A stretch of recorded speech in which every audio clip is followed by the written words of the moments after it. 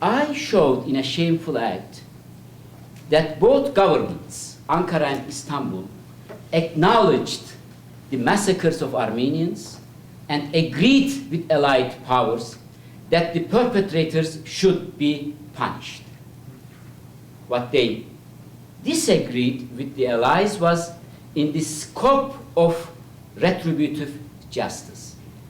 Ankara and Istanbul thought punishment should be limited to the wartime leadership of the Union and Progress Party and the government officials who committed the crimes, and they were against and vehemently opposed the partition of Anatolia. Mustafa Kemal Atatürk, the founder of the Turkish Republic, condemned the wartime deportations and massacres of Armenians. He criticized the Union and Progress Party and its pan-Turanist, pan-Islamic dreams of territorial expansion. In a conversation with the American General Harvard, September 21st, 1919, who was assessing a possible United States mandate over Armenia, Kemal told to him, quote, "We believe in the detrimental nature of Turanism. Turanizmin zararlarına inanıyoruz." In another memorandum, he characterized Turanism as a dangerous concept.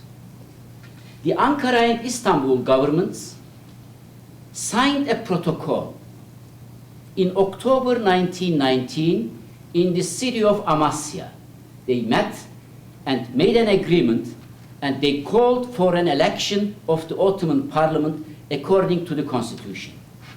5 protocols were signed between Ankara and Istanbul. Now I'm reading from the first protocol.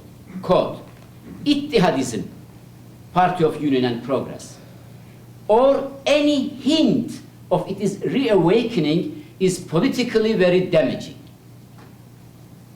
Continue the protocol. "It is judicially and politically necessary to punish those who committed crimes in connection with the deportation." End quote. In the third protocol, both parties agreed that the Union and Progress fugitive members who were wanted in connection with the genocide were not to participate in the election.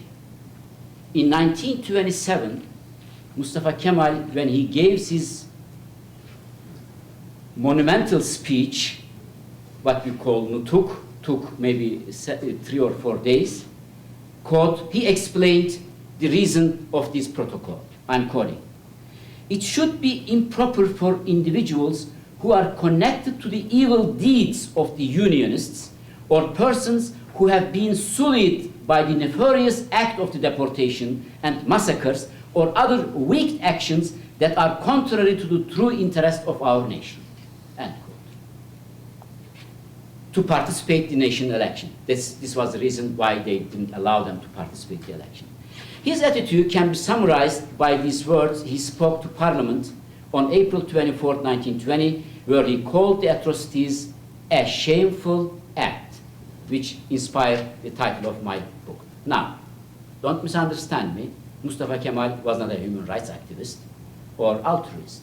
He was a leader of Turkish nationalist movement, and there was a political agenda that he was in favor of persecutions and trial of the punishment. And in a letter, for example, he wrote that for him, he believed that the trial and punishment of the perpetrator were the price of sovereignty. This was his firm belief. In a letter, he stated that the punishment, quote, "should not stay only on paper, but should be carried out since this would successfully impress the foreign elements." His basic idea was by these trials to impress the foreign elements so that it can help to rescue the remaining territories of the Ottoman Empire. In short, it was accepted that crimes were committed during the war, but that justice would be served on the leaders of the Ittihad's, Union and Progress Party members, and the governments according to Turkish domestic law. Meanwhile, the partition of Anatolia was firmly rejected by nationalist movement, the rationale for such an attitude was the expectation of more favorable results at the peace talks following such trials and the desire to maintain the national borders. So, the interesting question here, how the government's attitude changed, Atatürk's attitude changed regarding that issue. Why did Turkey begin by supporting retributive justice, but end with supporting the suspects held by the British and today's denial? The turning point in the Turkish attitude on the trials of the suspects for massacres and deportation came when the provisions of the Sevres Agreement became clear.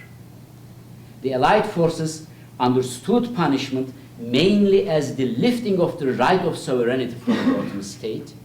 For this reason, the leader of the new Turkish state, who were actually fighting for the continuation of the Ottoman state on the territory that remained, were quickly accused and included in the trials of the war and genocide criminals continued in Istanbul.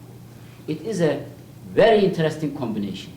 It was the same court, military court in Istanbul, trying the perpetrator of the Armenian genocide, punished also Mustafa Kemal in absentia to death because of his insisting on the sovereignty. One court symbols for the Turks two aspects of the problem. One is the security concept and sovereignty, and the other is the human rights abuses. It is the same court punished around 100 nationalist leaders because they were against the Sevres Agreement. And it was the same court punished or tried these 200 defendants for the human rights abuses.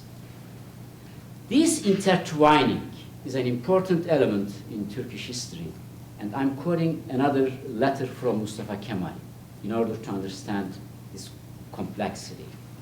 In a letter he wrote August 1920, he wrote this to the Ottoman government. The letter said, quote, "The Ottoman government continues to hang the children of the country for allegations of deportations and massacres." There were two other death penalty in summer 1920, and they were hanged in July 1920. And the letter is August 12, 1920. And Kemal says, "The Ottoman government continues to hang the children of the country for allegation of deportations and massacres, though these executions no longer have a meaning." End quote. So for him, if the executions have a meaning, it should continue. But it doesn't have any meaning because Sevres agreements were already signed. So